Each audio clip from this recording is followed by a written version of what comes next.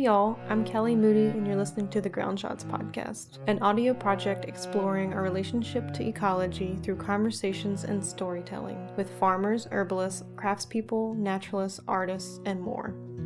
Lots of locust eaters splits, I offer sweat and splinters. Forest elders breathe their last, I'll bring them for your supper. Hey y'all, it's Kelly. Welcome to the Ground Shots podcast. Right now I am in Durango, Colorado, and have been preparing for a summer of being on foot and doing a wilderness walkabout with Gabe Crawford, who was on the podcast several times. We've been staying at his parents' place and doing some projects there on their land and also planning for the trip. We've been planning, doing a lot of walks, getting our bodies acclimated to carrying weight and walking in our shoes and walking in different elevations. It's been really sweet. We've kind of been contemplating whether we wanted to do a walk that was more oriented towards base camping in areas for bigger periods of time and kind of walking from there, or whether we wanted to kind of walk through the land and take it slow if we feel like it. We're not going to do it like a traditional through hike, which is a big thing in the US, where you go as fast as possible across a landscape and see nothing. So we're not necessarily going lightweight fully, and we're not necessarily gonna be doing 20-mile days. I'm excited for that. I mean, the point of this, and this is something for me I've always wanted to do in relationship to the bigger project of the Ground Shots project, is to walk through a landscape and see it and witness it and reflect on it and study it and be in relationship to it. So we're going to be doing some plant studies on that walk, and we're going to be doing some video and audio documentation of plants we meet and our experience. I will find a way after it's done to share that with folks on Patreon or with the general public as a way to educate, or just sharing our experience. So right now we're still really in the throes of making sure we're planning adequately. I've never done the Colorado Trail, which is basically what we're using as the bones of our walk, but we will be doing some side detours. And in the past I've done portions of the Appalachian Trail, and I've also done the Camino de Santiago in full, I guess the 500-mile portion of the Camino that is the main piece of the Camino Frances, I think it's called. I did that in 2007, but that's like the extent of my longer daily walking walkabouts that I've done. I've done month-long trips that weren't that many miles, and I've done different sort of incarnations of walkabouts, but we just decided that I think for many reasons that this made the most sense for us this summer. And with the pandemic, we weren't sure how possible being out on public lands was going to be, but it seems like right now, at least most of the trail will be okay to be on, and it will be different. We can't stay in hostels and things like that necessarily, but it's not that I really want to anyways. So we'll be doing it in a different way. I mean, we'll definitely have some access to through hike culture, that community that comes with folks that are with the similar goal of hiking a trail from beginning to end. We will be in contact with that culture, of course, and Gabe has done the Colorado Trail before, so he knows a lot about the different places we'll be moving through and what's really special about them and what's also maybe difficult about them. So I'm not necessarily thinking it's going to be easy as pie, but I'm really excited to be out of the car this summer. I've been on the road for many years and done a lot of traveling in my truck camper all across the West the past few years, and I'm really excited to kind of shorten my hoop and not be in the car so much. This podcast has been really fueled by my nomadicism in a lot of ways. The different interlocking communities I have moved between and their relationship to the land and each other has really been a part of this project. But I'm excited to really get more focused on my relationship with the land and how I can really do work around my relationship to the land in a really personal way and share that and really get a deeper relationship to the plants and also share that and that be what I focus on this year and less on really getting into the worlds of other people. That's exhausting sometimes. And for me, I think a time of being on foot and really refilling with deepening with the plants, I think is what I need. And I'm excited to share what comes from that. That reminds me, before I get into this interview, I don't mention this very much on the podcast, but if you haven't read my plant profiles, I have, I think, about 10 to 15 of them. I can't remember exactly how many I've completed because I have a lot in progress that I haven't published publicly. I have them free on my blog, which is the same website you find the podcast, so you can look in the show notes for that link, but it's ofsedgeandsalt.com. This project started before the podcast, really focusing on this kind of idea of doing field research with plants, and that's still a part of my work and still kind of intertwined with the podcast in a way. So I think this summer I'm going to focus on a few plants in the field while I'm walking, and hopefully I'll finally come out with some new plant profiles after that. I really enjoy putting those together and pulling pieces and parts from my experiences and other people's perspectives and the plants themselves together for these plant profiles. So go ahead and read them if you would like. And I also have a lot of updates I want to do on them as I have learned so much since I published those. This episode of the podcast, I'm really excited to share with y'all. It's a conversation with my good friend Charity Cimarron of Mother Marrow, whose music is the theme song for this podcast, and her music has also been featured as sort of the interstitial music for a few episodes of the podcast thus far as well. And Charity and I met in Asheville, North Carolina many years ago. I don't really know exactly how many years it's been at this point.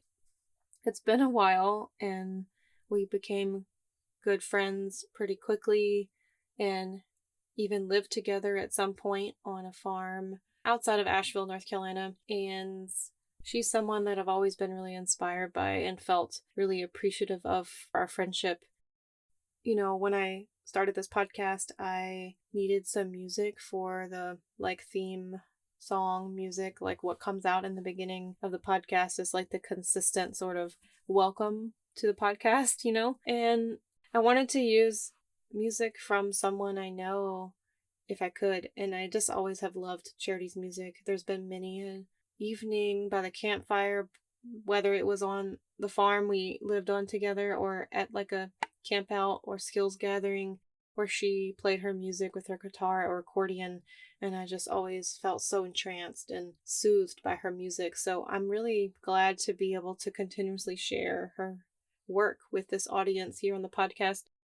I felt like it was time to feature a conversation with Charity so that you could get to know her a little more and where she comes from. And, you know, after listening to this episode through the editing process, I really feel like there's still so much more about her and her perspective on the world that we could share. So maybe in the future she'll be willing to do another interview, but I think that you'll appreciate what we do talk about here.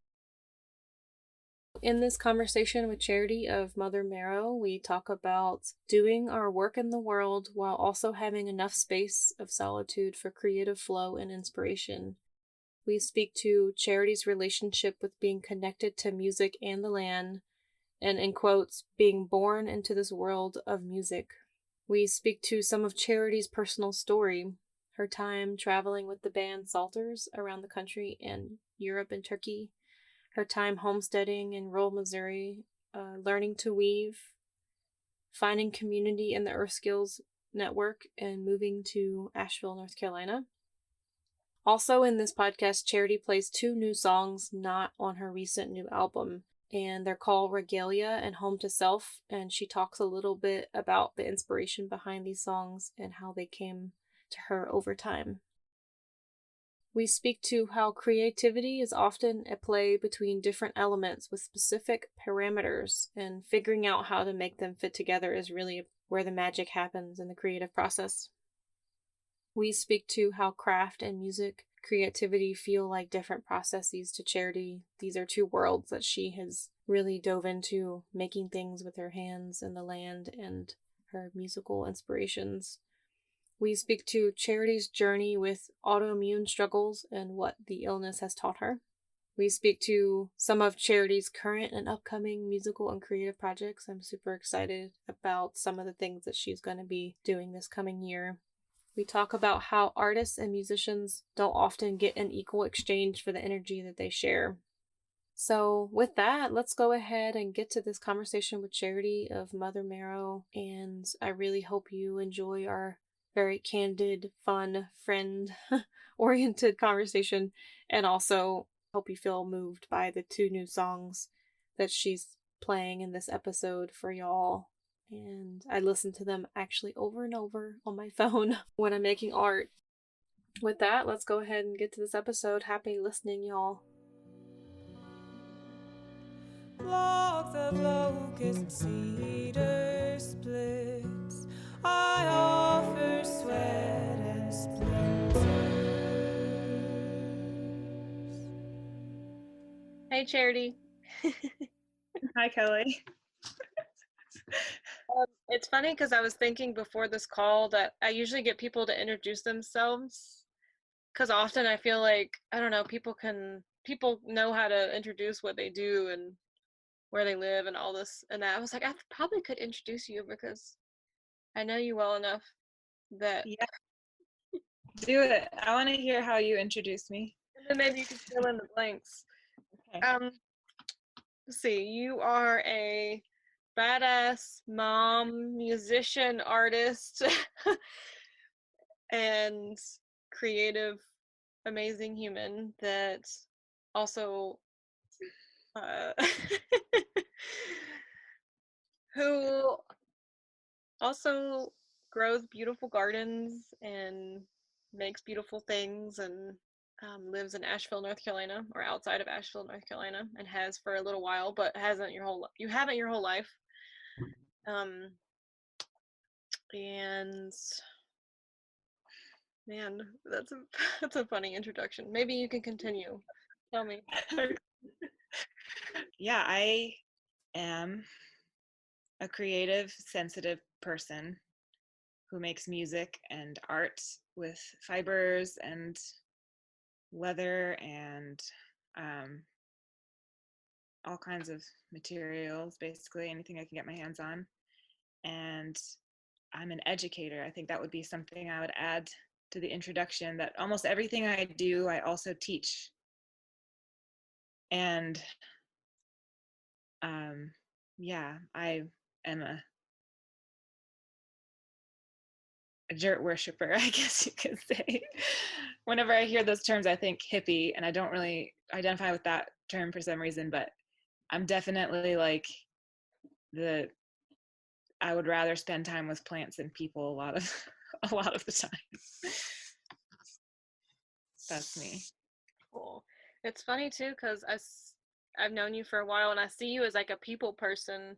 You like connect really easily with people, but at the same time you're like such an introvert. It's an interesting kind of thing, like sensitive people who also like connect with people like deeply, easily. Yeah.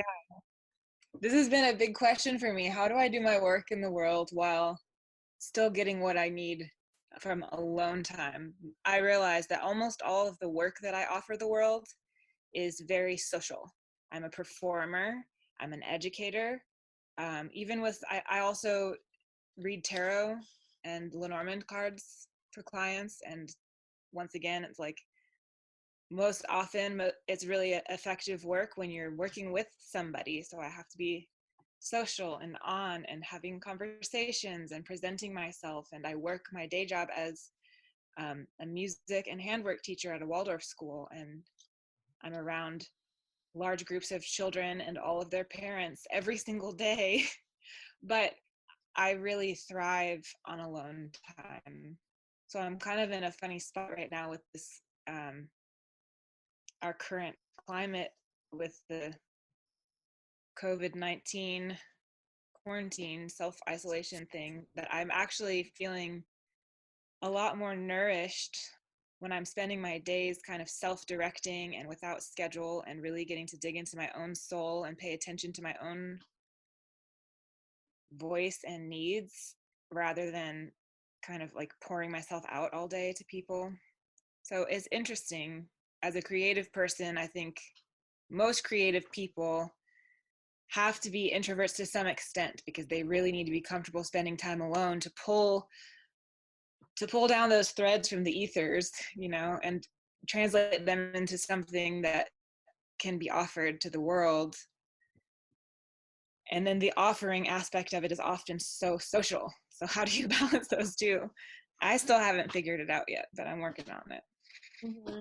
No, pulling the threads from the ethers. Like I was just thinking those words right when you said them. I've been trying to figure out that balance too. I think I've had more time where I can self-direct, which I'm really fortunate about, but not everyone really can. And that's like the best. Like you're like, okay, today I kind of want to put energy into these couple things, and I don't really know where it's going to go, but it could go somewhere. And when you have that time where no one's talking to you, you don't have to be anything for anybody. The stuff kind of bubbles out. Like like, where did this come from? Where did this song come from? Where did this like color combination come from? Like where yeah, it's crazy. Um, Yeah, and so often they're things that are growing in your subconscious, even when you're not paying attention. I talk about all of my creative dreams and ideas as my children, and I imagine myself as kind of like Mother Ginger from the Nutcracker sometimes, with this like huge skirt and all these tiny beings moving in and out and tugging on my skirt and saying, feed me, I'm hungry, pay attention. And I can't really feed them all at the same time. So it's more, a dance of making sure everybody gets fed enough that they stay alive. And some of them are thriving at times, and then some others will take a turn at another time.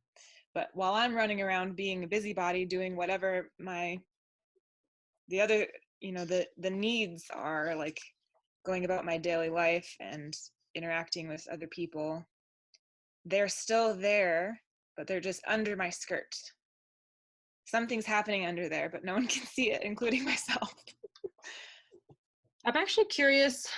I mean, I know a little bit of your story, and I've lived with you at different times, and like we've lived in the same community for periods of time in different incarnations.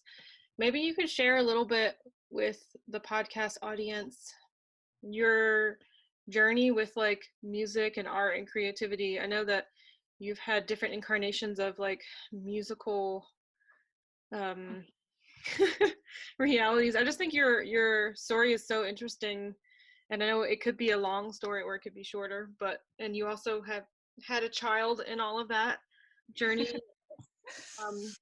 your own farm and all these things. But yeah, maybe you could start somewhere in there and just share, because I'm kind of curious to hear how you would share it now too. Yeah, that's an interesting thing, that last statement that you made, just how at different times in our life we view our past so differently. And one thing I've really valued about my work with the Waldorf school where I teach is um, we do a lot of self-study and spiritual work together. And something that we've done together a lot of this past year is biography work, somehow taking our whole experience and putting it into like 6 minutes. What are the important things to share in a biography? Anyway, so I'm thinking about that as you ask this question. And I guess I could say, I think I was born into this world made out of music. Some people, I think it's a journey of learning music, but I think I kind of dropped down from the universe, from the goop up there, and landed kind of with all of my bones and everything resonating music. That's something that's always made sense to me. I was writing songs from the time I was 3 and 5 years old, which a lot of 3 and 5-year-olds do, but it stuck with me and it kept going. I started piano lessons at 5 and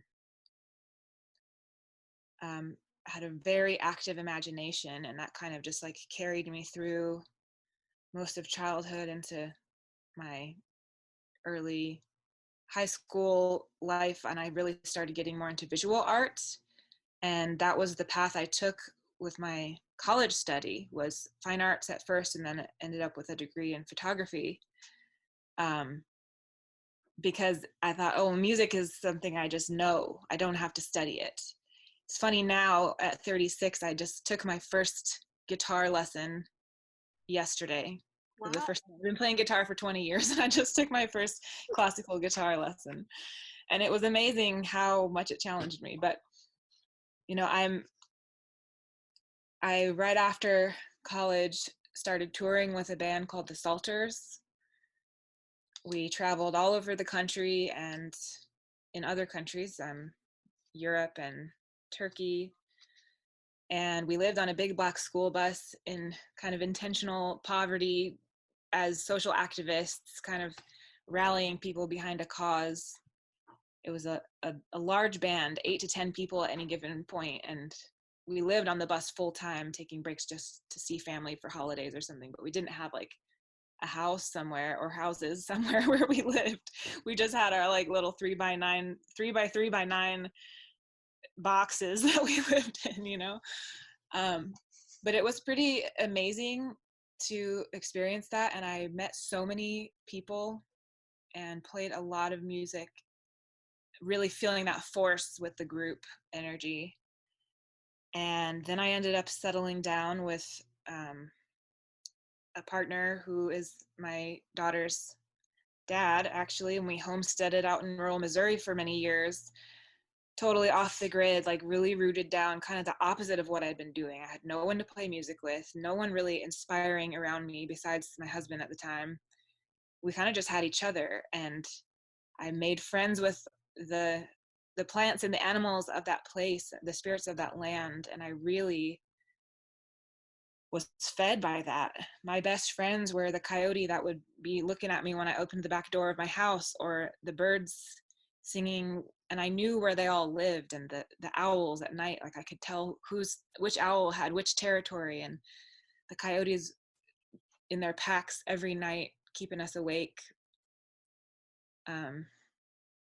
learning names of plants and spending time with them and understanding what kind of soil they liked to grow in and how to make medicine and harvesting wild food. And of course, we also were growing food and raising goats and having, you know, that more agricultural lifestyle, but there was a lot of a really deep relationship with wilderness being built. We lived on many, mostly wild acres. And yet it was very lonely.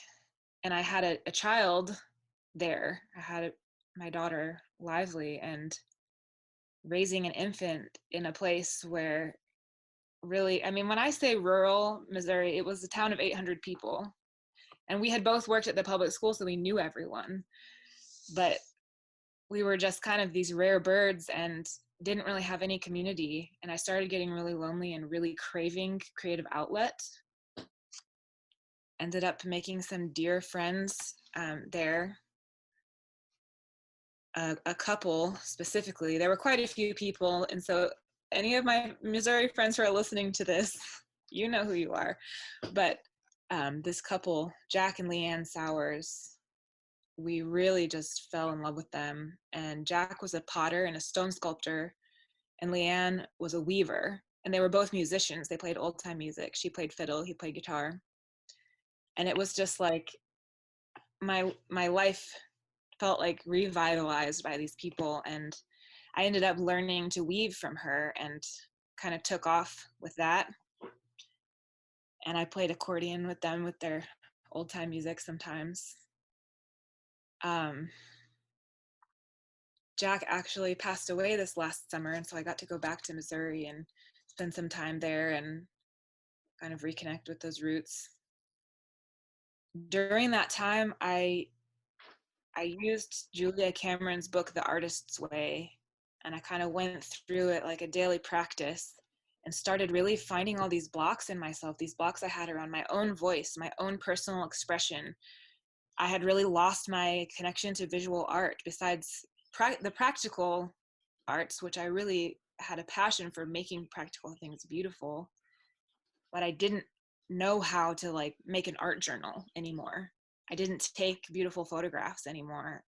I didn't write songs anymore or play music that felt like an expression of myself. And so after going through that book, I just really took down all of these blocks, and the changes that it created in me and the cravings that it woke up in me for freedom of expression, I would say also kind of began the dissolution of my marriage, which took a long time to happen. And during that coming apart is when we moved to North Carolina. And I met this whole amazing, vibrant community, many people who had the same love for the land that I had. I mean, we were like tanning hides and making our own buckskin clothing before, when it was just us. And then we moved here and we're like, oh my God, there's a whole community of people that are doing this work, and people that are wanting to connect with a way of living that is in relationship with the earth rather than sort of as opponents or as master and servant, or I mean, all the different ways that we could look at that, colonizer and native, like that dynamic. I just was so, it felt so toxic to me, and I wanted out. And suddenly there were all these people around me that were at least having those conversations and practicing those things. And so during the 8 years that I've been here, I think my personal expression has really unfolded because I've had space for it. And my music definitely reflects that shift for sure. It's kind of my autobiography. It's funny because like I know that story, but then I know so many stories within that story that you told me. Like it's like adventures on the road with that band, and like Oh bringing yeah. these people together, and then stories about you traveling in Turkey and like the Turkish government following y'all around like to make sure that you didn't like actually do anything weird with, I don't know. Yeah, But I mean, there's so many stories within stories. I could definitely, I mean, we could have like an 8-hour podcast episode, or we could have like a whole podcast just unfolding those stories, I'm sure. Um, Actually, the old drummer from that band, he recently moved to North Carolina, and I hadn't seen him in years. And Mother Marrow, my music project, we had our album release show last August. oh, I was there. You were there, I know. It was also, that was another special surprise because we hadn't seen each other in a long time, and you were able to make it to that. That felt really meaningful to me. Yeah, and he showed up to totally surprise, Oh, and it felt really validating to kind of tie those worlds together in that way. Yeah, it was a really magical experience. There were quite a lot of people, most of them people that I loved or that were coming with people that I loved. And just to look out on that room packed full of people that were all in support of the music and moved by it. And I just felt like, it kind of felt like a wedding, like how that ritual, that ceremony of like people coming together to celebrate something really huge in your life. It was definitely a coming of age moment for me. and we lived together years ago on a farm, which was kind of like a community farm in a way, Dancing Springs. And I remember even then you were just like, I want a band so bad. I want to play music. And also grappling with that balance between like you're living in a tiny space with your partner and young child. And even though we're in community, like it was still hard for you to find that time alone and like time to work on your music or your weaving and like, you know, and it seems to me like watching you from a distance now, because I haven't been living there for a few years, um that I don't know, like you've been building it over time. There's been times where you're like, will this ever happen? But I really have been seeing it really like unfold so magically and beautifully. And I'm excited to see like what continues to happen. I know it's like a big mystery, right? But yeah. Yeah, it's so interesting. You know, you're touching on something that's been really a big factor in my relationships. A lot of people, the work that they do in the world is something they can go out in the world and do. Or it's something that makes enough money that they can pay to have an office or something like that. Artists have a studio and CEOs have their office in their giant desk with their brass plate with their name on it, you know. Or other people go to their jobs and that's where they express their gift to the world. But musicians and writers and certain kinds of artists, they go home, they go inward, they go to themselves to do that work. And when your home is a space where there's not room for you to do that work, you know, especially with music, like I need quiet and I make a lot of noise. So I need other people to be quiet and they need to not mind that I'm making noise. And I can't feel free to make the noise if I don't feel safe. So, you know, I've spent up until the past 4 years of my life, really the past 3 years, I would say, sharing tiny spaces with people, mostly living in one-room structures with my partner and my child, or then without a partner, still living in a one-room structure with my child, my small child who demanded a lot of attention.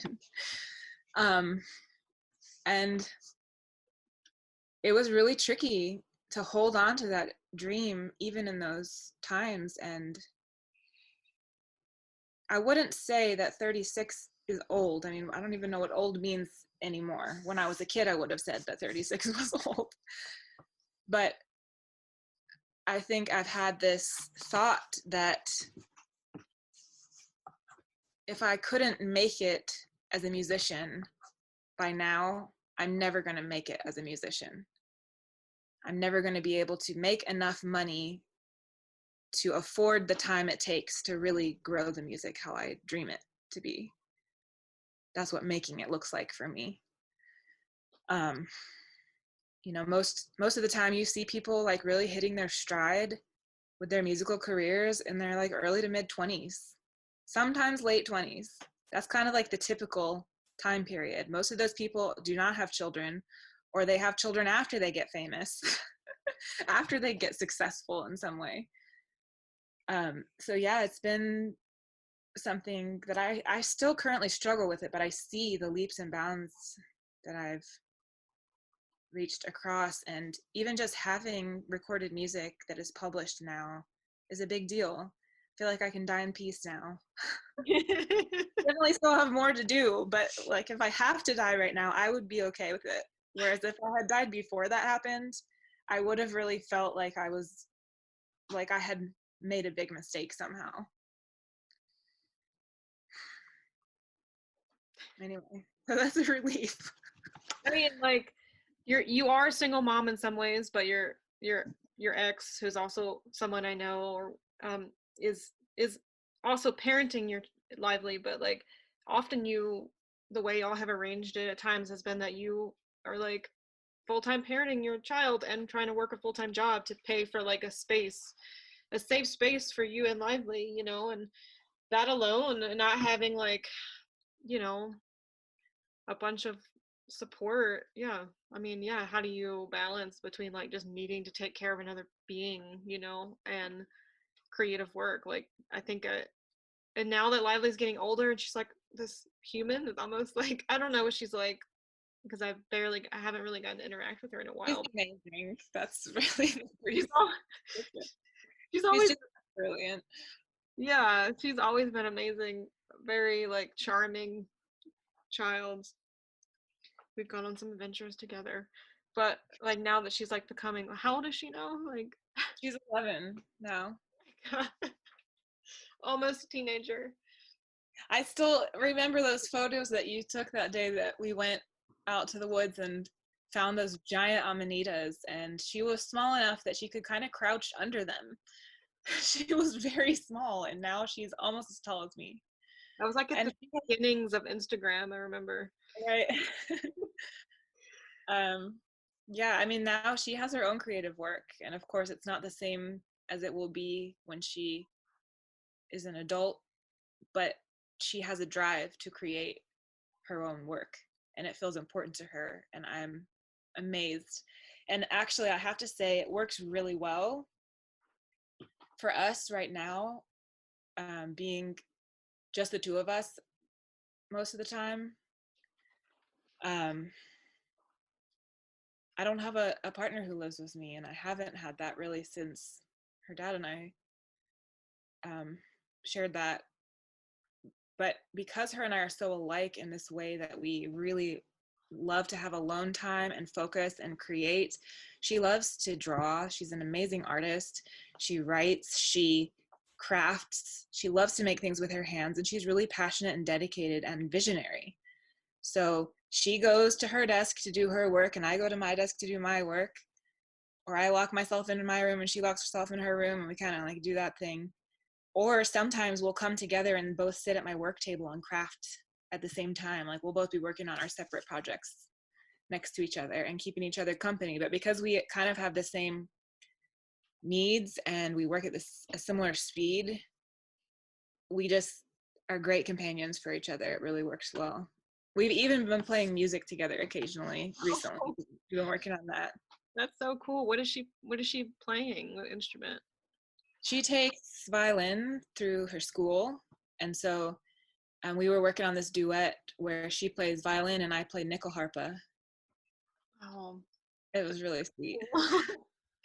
Oh, like Lively joining your band at some point. It would be so cool. At least that's my dream. But very likely she'll have her own dream and want to do something else. But totally. Would you want to play a song right now? It seems like a good moment. Are you feeling it? Yeah, I play a song. I've been very slowly accumulating some new music.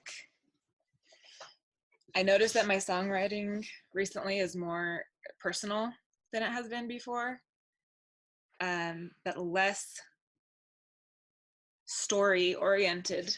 So not personal like I'm telling my personal story, but personal like spiritual. And so I'm noticing a theme emerging, but it also means that often I'll end up with little clips of songs and they're not really a whole song yet. So I have a lot more of those than I have of finished songs. I think a lot of songwriters could probably say that. But this is one that I wrote, I guess, at the end of last summer. And for anybody who's involved in the sort of Earthskills or ancestral skills community, or people that are passionate about doing that work, this song would probably resonate. I think it kind of came out of all of those experiences that I shared with the beings, the wild beings, and wanting to be a wild being with them. This one's called Regalia.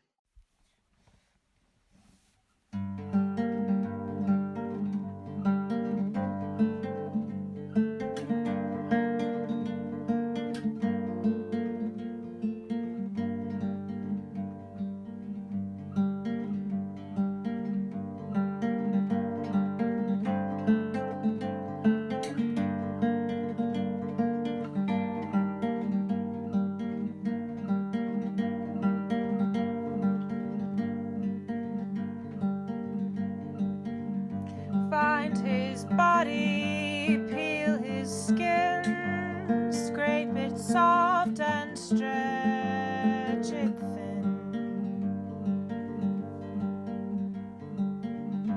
Touch her belly, drink her blood, death to life and life to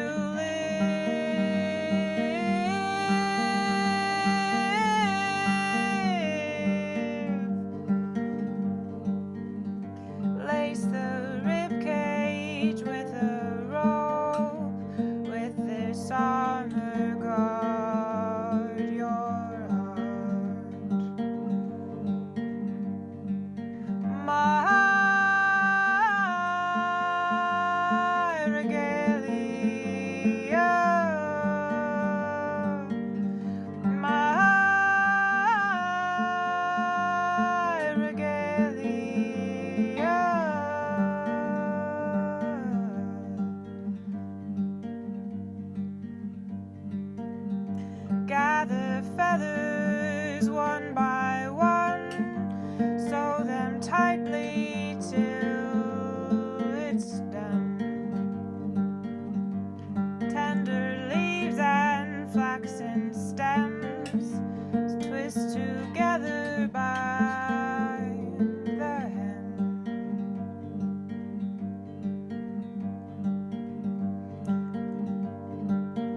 String the bones along the length, make the ends into a circle.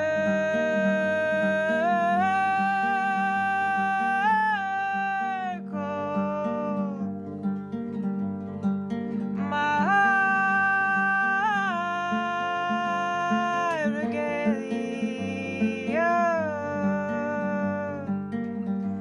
my regalia.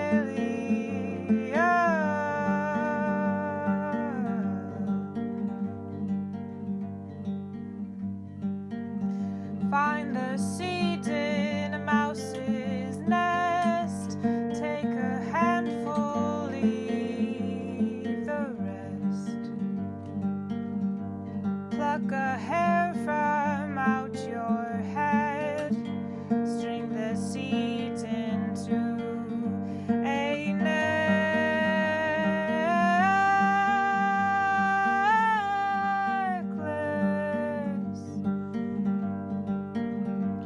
Harvest pelts that the rabbits grow, weave the strips into a blanket.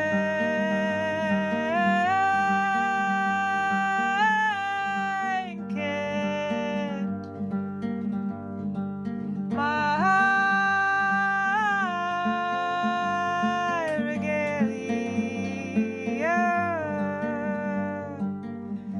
my regalia.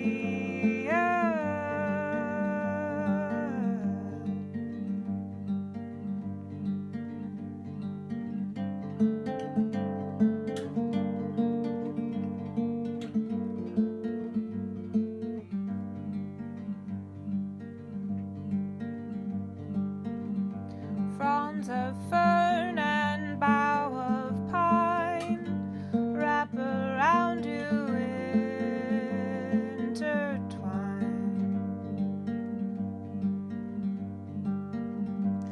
Claw of bear and beak of bird, skin of snake and smell of dirt. Crush the stones to paint your skin, in the shadows to be hidden.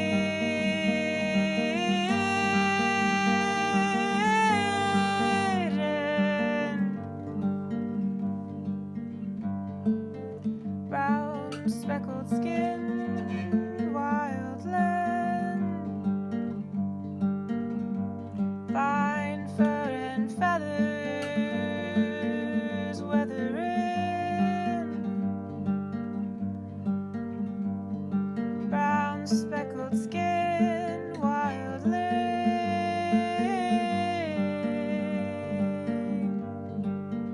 Fine fur and feathers you are wearing.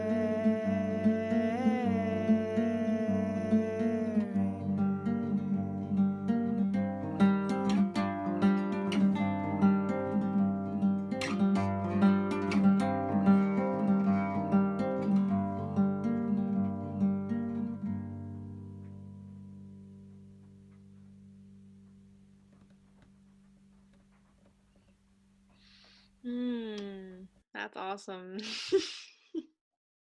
I love that one. Thank you. Mm. It's been my favorite, but then there's new ones that come, and those are my favorite now. Do you feel like sometimes the songs just like flow into you, like, and you have to keep catching them, and do you feel like sometimes it just takes a while and they're like, where is it, you know? Oh, it's so different depending on what the song is about, I would have to say, but also um, I think it depends on why you're writing songs, how, or I should talk about myself, but I do have an idea that it may be this way for other songwriters, that certain kinds of music are a gift to everyone, and those ones so often just come right down out of the sky and land in your lap whole, like the whole thing. And yeah, you kind of more have to keep up with it than conjure it up. It's already there, it already lives somewhere, and then you just happen to catch it. Most of my songs are like that. Every once in a while there will be a song where I feel like I'm really pulling teeth, and usually I just leave those ones alone, and sometimes years later they'll finish themselves, or I find out that what I was writing the song about, it wasn't really the right thing to be writing about. Like when I read tarot and a client asks a question that isn't quite the right question, like you can see it in the cards, and usually I catch it before that happens, but you know, the question is so important. The answer you get will be so powerfully determined by how you ask in the first place. And so I think the songs that I've been writing lately, and by lately I mean really the past chunk of years, the past 5 years or so, I just kind of, I'm paying attention and they happen to me. And this song, actually, it's funny, I was just looking at the book. I hadn't written down the words. I actually wrote them down before this just to make sure, some of them, just to make sure I would remember the order of the verses, but I wrote them down in this book where I had originally had this idea for this song probably 4 years ago. And I had just wrote down the word regalia. I knew that was going to be the title of the song. And this phrase, speckled skin, wildling. That was it.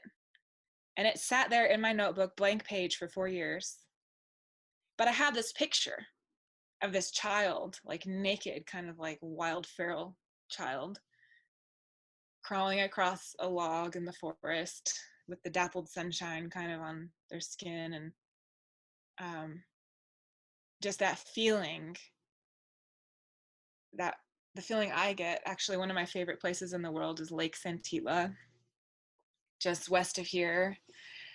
And I went there with a sweetie last year for a couple days, and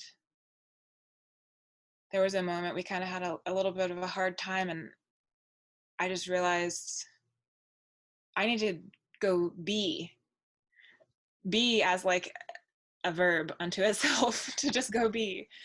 I stripped all my clothes off. I jumped in the lake. I climbed naked up this giant log that was kind of leaning, and I just sat there on this mossy log with my bare naked butt, head up in the branches of this tree, surrounded by birds and squirrels and all kinds of things, and just like so still. All the little hairs on my skin were lifted up just a little bit, and my skin was that kind of damp where the wind blows on you and you just feel it, everything. And I felt so alive and so still at the same time. And that feeling of that moment is kind of what I wanted this song to be about. I wrote the song before that happened, but it was still, that moment was kind of this thing I've experienced many times being in the wild, where I want to clothe myself with it. People talk about regalia, or have seen regalia as this thing that it's like ceremonial clothing, and it's to help you get in the right mindset for thinking and being about something in particular.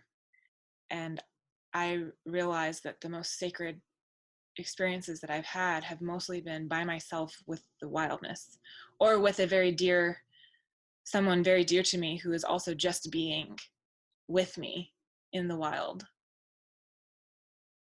One time, my partner and I had just found this jaunt. We were out harvesting blueberries, and we'd kind of just like gone into the brush and just bushwhacked like twigs in our hair, crawling on our hands and knees underneath rhododendrons and heath branches, and found this perfect little dappled sort of grassy spot with a little dip in the ground right next to this creek, and we just curled up next to each other and fell asleep. And the dappled sunshine was shining on us, and we woke up to the birds singing and the little sound of the creek running, and it was just this magical moment that's going to stick with me forever. Such a simple thing. Anyway, I guess what I'm trying to say is I think I was writing the song then, but I didn't even know it. So then when it finally comes out, the whole thing is there because it's finally this sort of convergence, this congealing of all of these many pieces of experiences that you've had in your life. And it finally makes a whole idea because you understand it. Do you feel like some of your other creative practices flow like this? Like you were recently telling me about like a weaving idea that you've had for years that I like kind of seeded in you. Like I had totally forgotten that I told you about this or showed you this style that this person does, you know, and then recently you're like, I think I have this idea for this regalia, right? For this garment that's been sitting with me ever since then, and now I think I'm gonna do it, but I don't know. Anyways, what do you feel like your other creative work kind of has flows like this through your life, like in this way? So this is an excellent question, and yes, you kind of like picked out this one experience that really shows that mirrored in my craft work too. But I have to say, they feel like two very different worlds to me most of the time. And the reason is because I have not really been using my craft work as artistic expression. It often ends up being kind of like the way that other people Netflix and chill.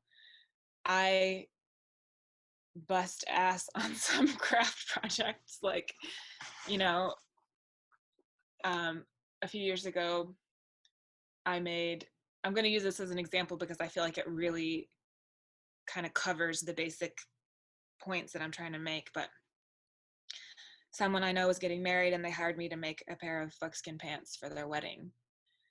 And, you know, buckskin, anyone who's worked with buckskin knows, like, you don't just get to lay out the pattern piece and all the hides are exactly the right size so that you just like have this straightforward pants pattern. No, it's like this leg is a little short here, this butt has a little pooch here, this part of the waistband has to be changed a little bit here. And so I kind of love work like that, where even though there is creativity in it, I am not coming up with the idea. I've got the request coming from outside of myself. I've got the parameters coming from outside of me, the measurements, the pattern, even the material technically is outside of my control. So I'm taking all of these elements that are what they are, and the creative piece for me is how to get them all to work together, how to get the material with its parameters to fit the request with its parameters. And so the creativity is, you know, how do I make this aesthetically pleasing with what I have? And that's always kind of been my favorite part of especially garment making. I've made a lot of clothing. At times it's been kind of my main craft work. And that's always been what I loved about it, was just like taking whatever scrap things. Like when I was living on the school bus, I mean, I would just pull weird fabric scraps and old curtains and weird stuff out of people's trash on the side of the sidewalk in like Philadelphia, where we spent a lot of time there. And I would take those things and I would see something in them. I would see like the way a sculptor can look at a piece of wood and see what he wants or what they want to get out of it. And so I guess craft work has been in large part that for me. And then on the other hand, it can also be very mindless. Like during this pandemic, I've been sewing a lot of face masks. I've sewn probably over 100 masks at this point, and I'm just using a pattern. I did not make the pattern.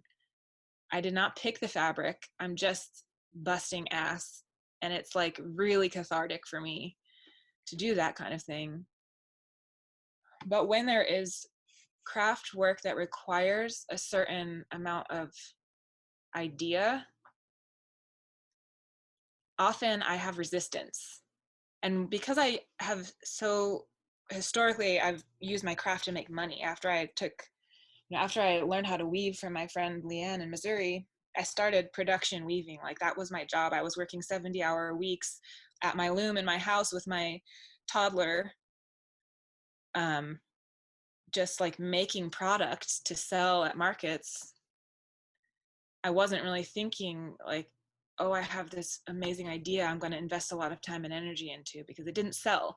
That kind of work doesn't sell as much. The stuff I really put my heart and soul into, I can never make enough money to make it worth the time I put into it. So I try to really simplify things when I'm selling. And recently, this past year and a half, this past year, I haven't really made much with my hands in that creative sense. The album coming out, Sweat and Splinters, coming out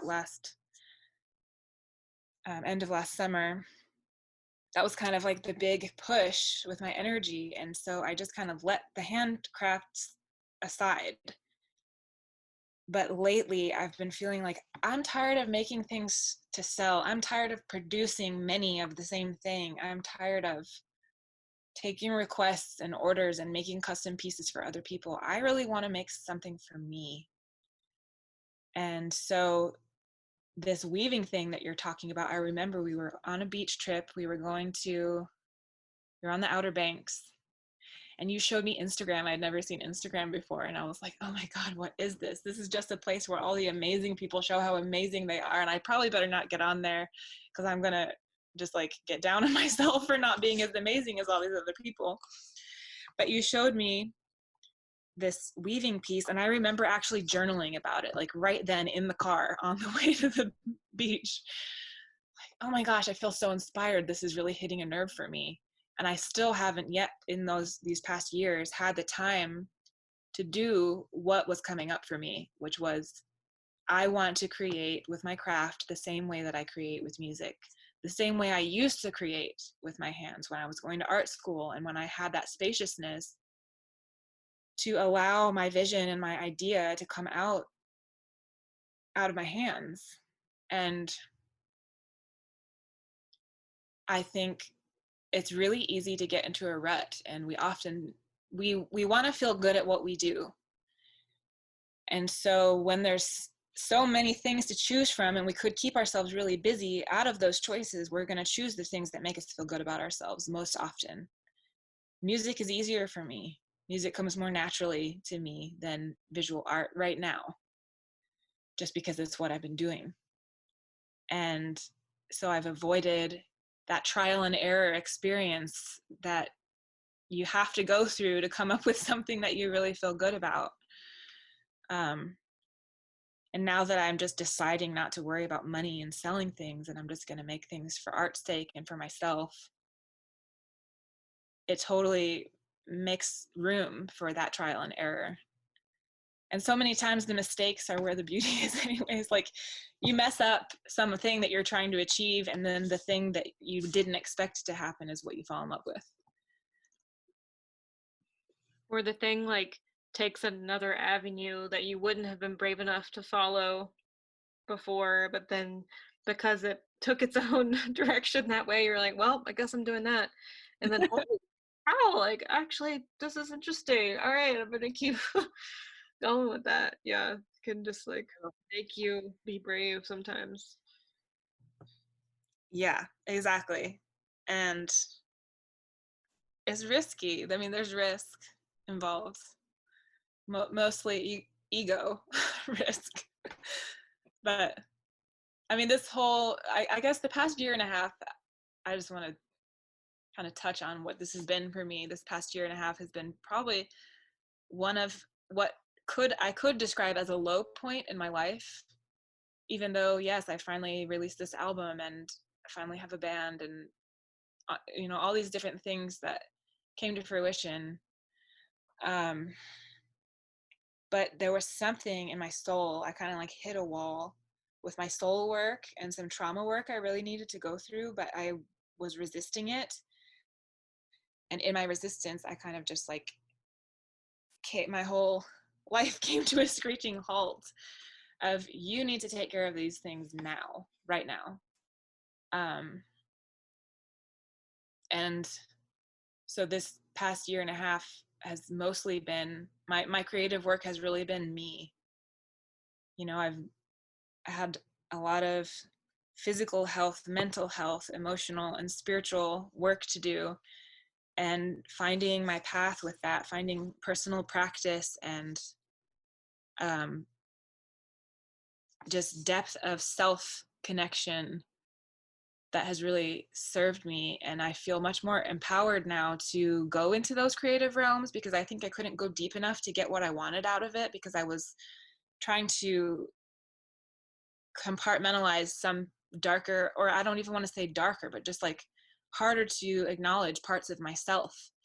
So now that I've kind of got that like ego destruction out of the way, I mean, there's always more to do while we're here on the planet, but I feel a lot more open to the possible like nicks and bruises that will come through a creative process than I did before. I mean, I can actually remember the day this year that it became very clear to me what was going on in that realm. It was Halloween. I was kind of sick. My daughter wanted to go to this community trick-or-treat sort of thing. I kind of started it. I mean, there were a lot of people involved. I'm not trying to take credit for the whole thing, but it was definitely a dream that I had that had started on some property where I had been living years ago, and this woodsy trick-or-treat where all the community members came together and made these like really epic little trick-or-treat stations all throughout the woods, and the children of the community and the adults too, obviously we all loved it so much. We got to kind of make this whole make-believe world for a night. And it's something, you know, part of my creative expression has always been spectacle and just like creating imaginary worlds, whatever that looks like, theater or performance art or parades, puppet shows, that kind of thing. And so here's Halloween, and all of my friends are doing these amazing creative things at this trick-or-treat thing that I kind of birthed. And I show up in like sweatpants and a sweater, no costume for the first time ever. Halloween, no costume, no ideas for a costume, no motivation for a costume, no creative offering to the community, no snacks, nothing. I had nothing to give. I just showed up as me, and in a bad mood and kind of depressed and frumpy. And I was loved on. Like, so many of my friends were giving me hugs and just telling me how glad they were that I came out after all. And it was like this light bulb went on.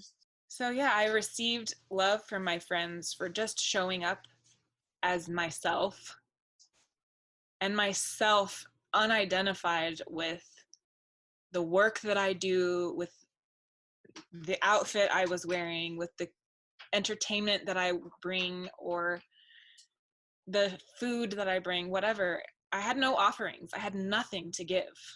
I didn't even have like a good attitude. I just had like nothing. And I was still loved and invited. And it really was a big turning point for me, just to realize, oh yeah, it doesn't matter even if I do none of these things, if I do none of these creative works, if I don't succeed at any of the things I'm trying to do, if I like my appearance or whatever, like if I lost all of that, I would still be loved and worth loving just because I exist. And my hope now that I've realized that is that I can bring that love to others. I want other people to feel loved in that way. And I want the work that I'm doing in the world to help create that for people. And I said, now that I've realized that, like, I've achieved it, but like every day I forget and I have to remember. But that's what my creative work, that's the goal of my creative work now. It's interesting because I feel like you've already been doing that. As long as I've known you, I've always felt this way that you reverberate, at least the energy that we've had with each other and like other friends of ours, that you're just like, you're awesome, and you like give that energy to people. Like sometimes I felt like that, and I'm like, oh, I'm like falling apart. I'm like dirty. I'm like, I don't know, who am I? And like you're just like, Kelly, like, let's go skip around and let's do this, and you're so cool. And I'm like, really? Like I'm cool. I don't know. You say that's like a new thing, but I don't know. I don't know. I feel like you make people feel good about themselves, but that's just me. Thanks for saying that. Yeah, I mean, maybe that's always been my work, but I also needed to realize it in myself to be able to engage with it fully. Like I think we're always who we are. We always have the seeds of what we become in us before that moment, but I think being conscious of it is what gives us the ability to kind of steer the ship in a way. I don't mean that we can always steer ourselves, because we can't really, but I think the consciousness factor helps us engage more fully. We just are more fully alive, and we notice things more when we're engaged, and we're able to keep things in balance more when we're engaged. So it's interesting. You haven't asked, but I think I have a song for this moment.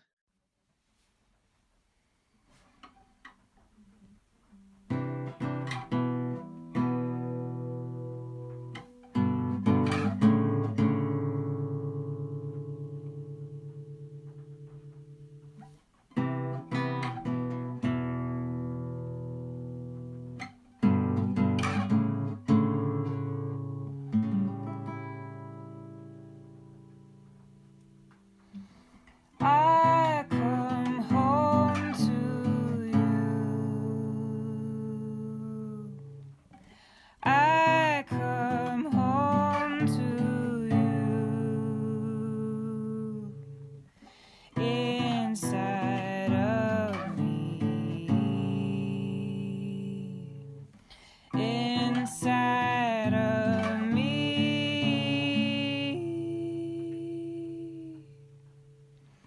I come home to you. I am coming home. You are inside me. You are inside me.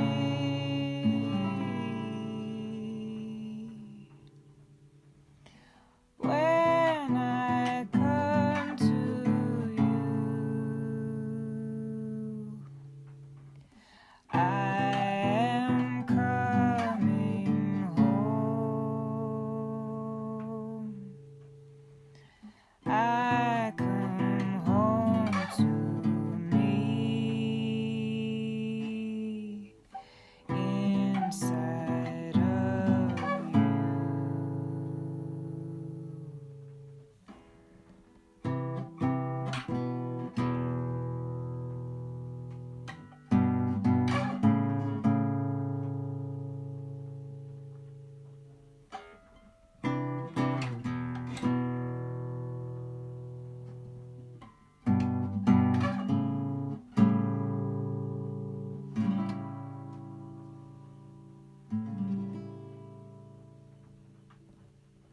Hmm.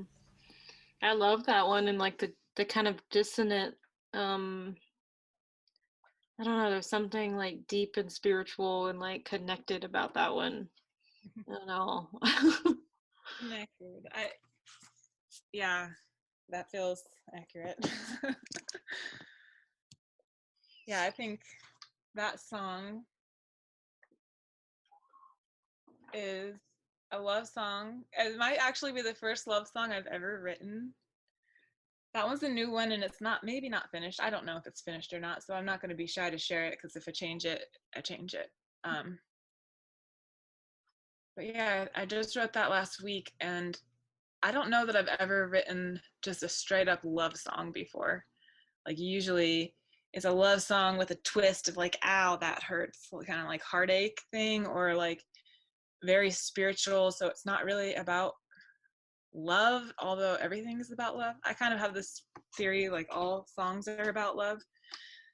Um, but yeah, I wrote that one coming out of a place of feeling a lot of love for myself and for others, and just kind of in awe of the magic of love and connection between humans and humans with ourselves, and how setting aside of the ego is what makes room for that to happen.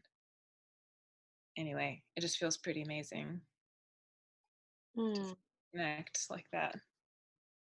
Setting aside the ego, which gets in the way, but yet we still need a part of us, right? Right. I mean, that's how we get to be on the planet, is because we are our individual selves. Yeah. I feel like we've gone down, we've had this conversation before and it's gotten really philosophical, you know, this kind of like um, merging that is like such a beautiful part of being human with other humans or other beings or other, the forest or whatever it is, but also like we have to maintain and take care of the separation and the individuality that we are, you know. So there's a part of like letting go of the ego we have to do, and then there's another part that we have to hold on to a little bit too, you know. Yeah, totally. I mean, in my sort of journeying through the realms with the help of some plant helpers or other medicinal helpers, I've been able to really have these strong visions that have supported an understanding of what's going on with that relationship between oneness and separateness, and how the human experience really is this embodiment of a choice to be separate and to live in that tension, to live in that discomfort of being separate, and always craving oneness and always wanting to get closer to that. And also finding those magic moments where you really do get to experience the oneness. But it doesn't feel as magical if you're just living in it all the time. So we have to get separate in order to be able to come together, not just to be together, but to come together with each other and with ourselves too. That moment of coming together is like magic. I think about it with like long-term romantic relationships, for instance. In the beginning of a relationship, you're still in the act of coming together. You're actively engaged, like when you're doing a stretch and you're engaging your muscles. It's such a more active stretch, and you're really thinking about it and feeling its effects on your body. But over time, you get comfortable and you're like, we just are together now. But actually, that's just not how it is, even with our own selves. We're not just with ourselves. We have to actively engage, or we don't get the reward of that feeling of coming together, that love energy, that sort of spark. And I'm just in a new phase. I'm like falling in love with me again. I'm like, oh, hey, want to go do some yoga? Want to meditate? You want to go make something together, or just like sit and be and watch the birds? Like, you know, we're kind of in a honeymoon phase right now, and it feels really good. And I can only hope that I and me both do the work and manage to maintain that relationship. Mm. I feel that too a little bit, like coming out of a big period of traveling like all the time and feeling like oh, losing myself a little bit, like in certain ways, like just like my body kind of merging with the environment all the time that I'm in and the people I'm around, and I'm slowed down a little bit, and I've been hanging out with like a new partner a lot where I'm thinking about this kind of thing, but I'm also like thinking about myself differently too. in that way, like you're saying, like coming back into myself, like, oh, like I remember when I used to be grounded, and uh, when I used to, like find pleasure in these things, or like enjoy these things more, and just like feel what it felt good in my body, and like I haven't felt that in a while. Like, wow, like, yeah, it is kind of like a coming back, or like a new, it's like, to me it's like coming back, but there's also something new about it too, and it's like a joy to be in my body or something, when there's been other times where it's been like, God, ugh, what am I doing? So I totally know that feeling, because that's a very familiar feeling to me. Just like, what am I doing here and on the planet, and then in my body? Um, you know, if I could share a little vulnerably, um, I've been dealing with years of chronic body pain and autoimmune struggles, and a couple years ago diagnosed with Lyme, but it's been, autoimmune things run in my family, and I've been dealing with that since puberty. And the past few years have been really difficult, like a, a lot of body pain, a lot of chronic migraines, and many days where doing anything feels like too much. And to be the kind of really active creative person that I am, and have that experience, just sitting there, it kind of feeling trapped in this body almost starts to feel like it's my enemy. I forget to love it, and I forget to just pay attention. And I've actually had some body work today and learned some lessons about my body, and I've been really trying to be more gentle with it. And um, a lot of what has happened this year, I would have to say, has been really life-changing for me. I also, yeah, I've always struggled with being fully embodied, not just in my physical body, but just being here on the planet as myself. I think I was born that way. I've always had one foot in the other realms. Like, I haven't fully embraced the idea of being human. From a young age, I was always kind of looking for a way out. Like, when do I get to go home? How can I get out of here? Like, this isn't me. This doesn't feel right. I'm not comfortable here. This year, I had a really intense experience that kind of really humbled me, and then also just brought me into the joy of living in a way I had never felt. For the first time, I was able to say, I am really happy to be alive. I am really happy to be a human being on this planet. It took me 36 years to get there. And I don't always feel that every day, but I still, like, now that I have identified that feeling and I can really say that I feel that way, it's like this lifeline I can always hold on to. I mean, I've definitely had happy days in my life. It's not like I've never been happy, but I just never could really fully embrace the idea of being human on this planet. And I feel differently about it right now. And that's good. It's a relief. Well, I'm happy you're on this planet.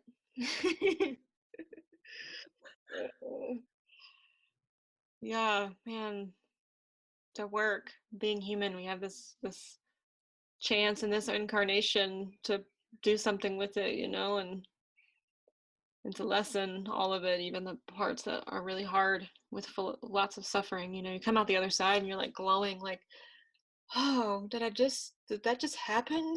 Like, yeah.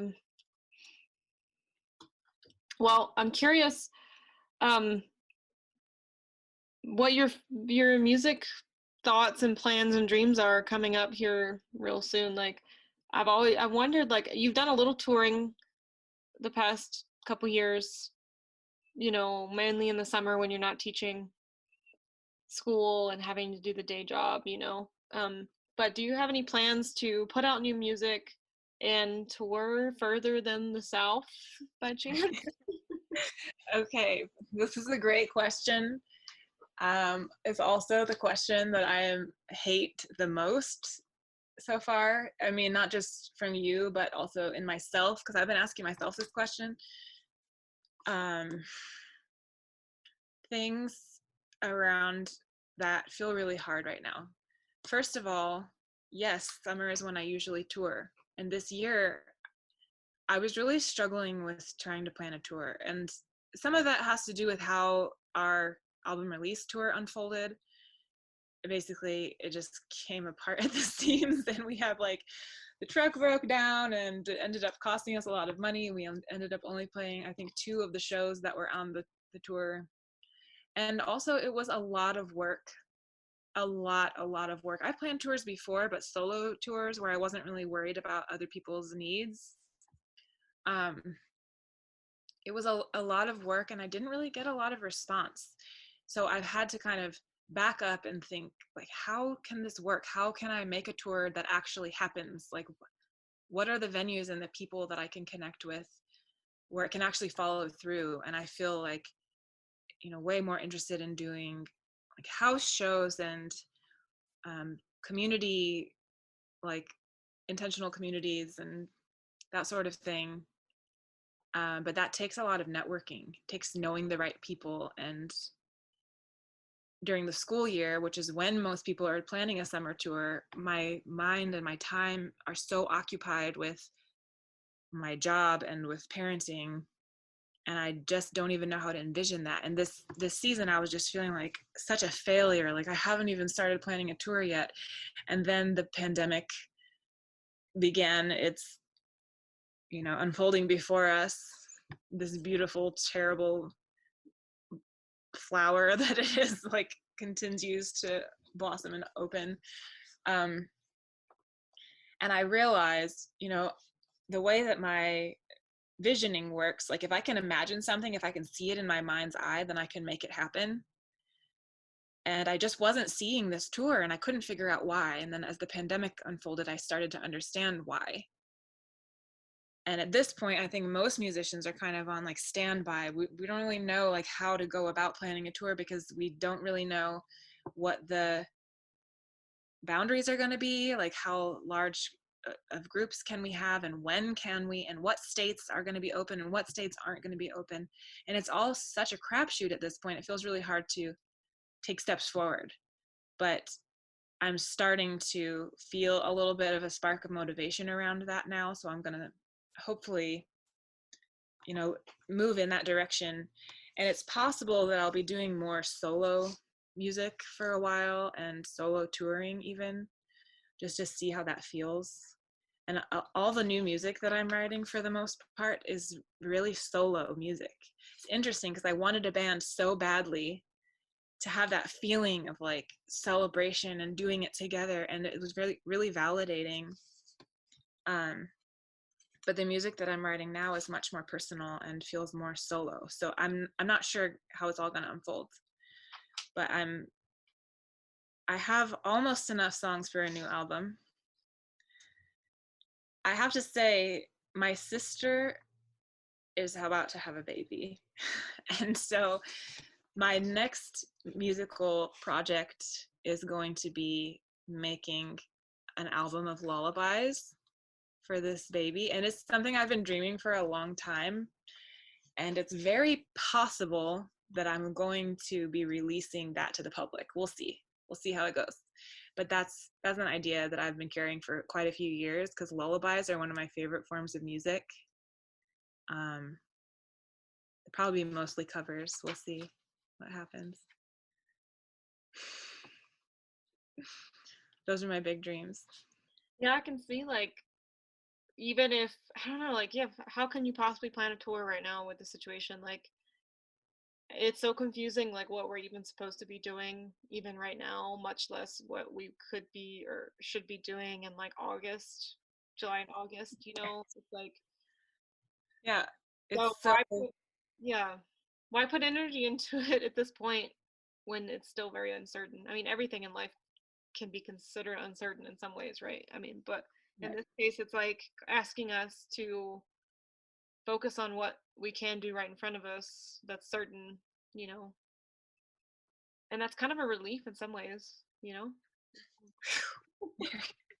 Very much so, in a way. And also, touring is how you make money off an album. So right now I have like all these boxes of CDs in my closet that are not getting sold because people don't hardly buy CDs anymore, and people don't even really buy from Bandcamp unless they're kind of being newly made aware of your music. So I do have a few things up my sleeve that I'm not going to share too much about because I'm still waiting to see how they come to fruition. But music videos are kind of the next priority for me. That's kind of what I'm working on at this point. I've got a couple of irons in the fire and some things that are complete and just need a little tweaking before I can share them.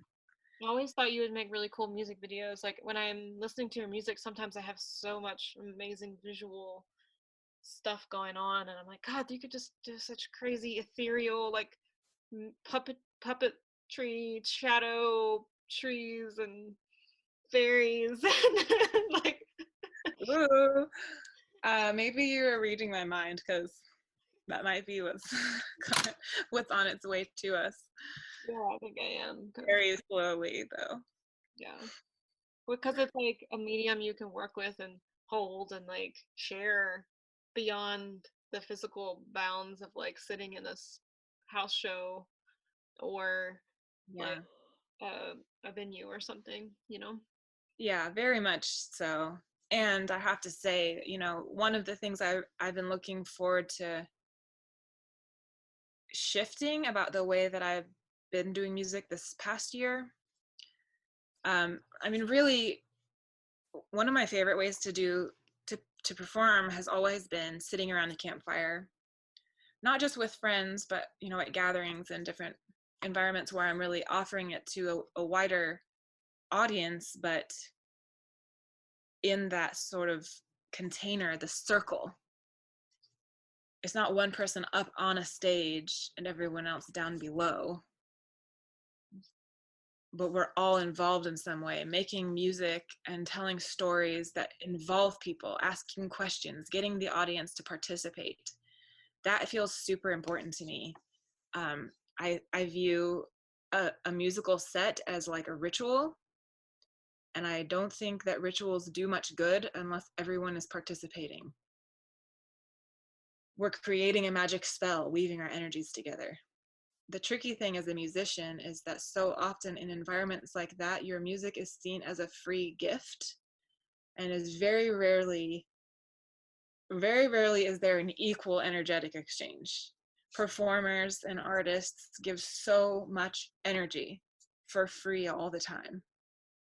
And in our current culture, I think it's just, there's a huge imbalance.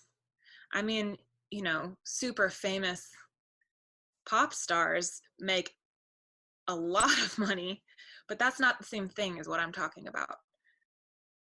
I'm talking about, artists for the people. And I noticed this especially in punk communities for some reason. They just think music is just like this thing we do with each other, but it's not like, I'm a musician, this is my life's work. There should be an exchange of energy. I wouldn't ask you to come and like mow my yard and not pay you. So why are you asking me to come and play a show and I get paid less than I would get paid if I mowed your lawn? You know what I'm saying? So it's just, there's just these thoughts I have about like, how can I offer music in a way where everyone is participating and not paying to spectate, and still have there be an equal exchange of energy so that I feel like I can fully engage and have enough energy to pour my heart into it and to be writing new music because I'm not having to work a bunch of jobs to pay my bills. There was a time when music was valued in that way, when musicians were, just like the healers in a community. They were taken care of because their work was viewed as sacred, and that's not really the world that we live in right now, although I think music is just as much medicine now as it ever was. And I've noticed in the current climate how many musicians are just sharing music for free all the time, knowing that we're kind of like keeping everybody alive right now with this music. We're keeping the spark alive. And yeah, Gillian Welch, I think, captured it the most clearly. That they figured it out. We're going to do it anyway, even if it doesn't pay. But it's okay. It's like it pours out. You just have to do it. It would be really nice if it also put food on the table. Charity, how can people find you, like, online or support you, like, if they wanted to support you in some way? Well, I was gonna say something clever about here's my address, come and wash my dishes for me, but so Mother Marrow is the name of the musical project, which has, had various people involved. Sometimes it's just me, sometimes it's a whole band. Mother Marrow on Instagram or Facebook and Bandcamp. You can download our album on Bandcamp, and pretty soon I'm gonna put CDs for sale. You can buy CDs on there, and we've got some merch in the works maybe, so you could order all of that on Bandcamp when it comes out. Follow us on Instagram to find out when those things are going to happen. We definitely have a YouTube channel with more music videos to come. And actually, I'm not sure when this podcast will air, but right now Bandcamp is doing the first day of the month, every month through July, is they're going to waive their fees. So all the money will go to the artists. And it's been a really helpful tool for a lot of artists that are trying to sell their music through Bandcamp. So find us there. That's cool. I remember when they first did that, and I was hoping they would do it more, and so I'm excited that that's continuing. Yeah, it's going to be every month, first day of the month. And we have a website, mothermarrowmusic.com, for updates about shows and that sort of stuff. Well, thanks, Charity, for taking the time to chat with me. It's always a pleasure.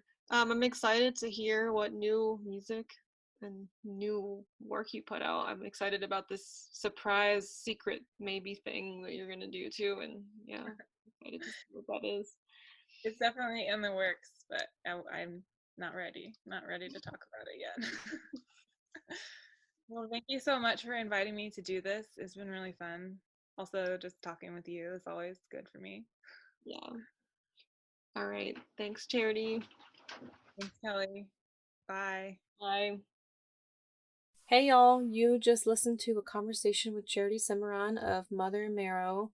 And if you want to support Charity's music project, Mother Marrow, we have the Bandcamp for the project linked in the show notes. We also have a few other links in the show notes that are relevant to some of the things we talked about in this podcast and other ways that you can connect with Charity. So go ahead and go to the show notes if you want to find out more.